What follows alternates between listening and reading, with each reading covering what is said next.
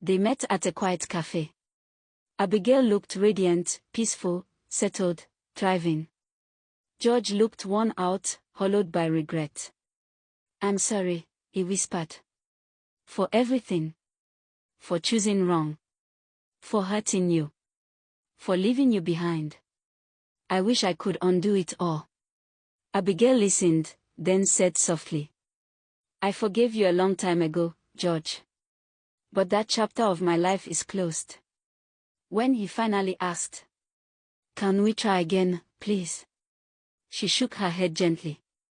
"No, George. I've healed. I've moved on. I'm not the girl you left. And I have someone now.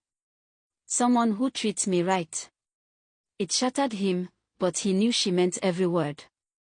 Richard, the man who had stood by Abigail, supported her, and valued her, proposed to her with deep love and steady commitment. Their wedding wasn't small.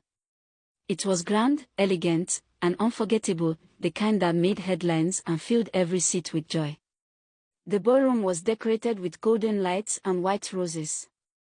Abigail walked down the long aisle in a breathtaking gown, glowing with happiness.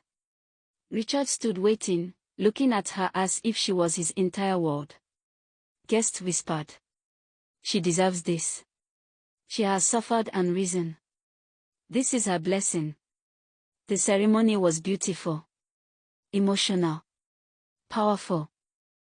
Abigail didn't just marry a man, she married peace, stability, and a future she earned.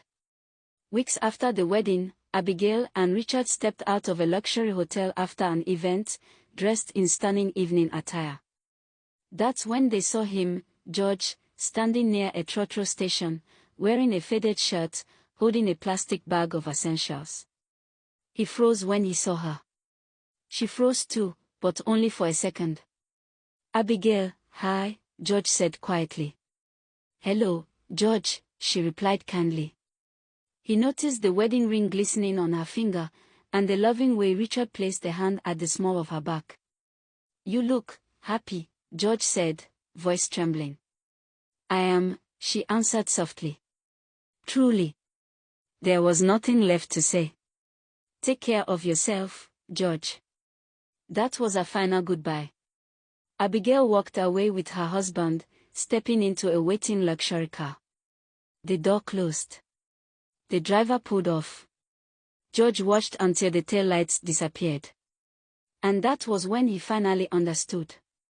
He didn't just lose a woman. He lost a destiny.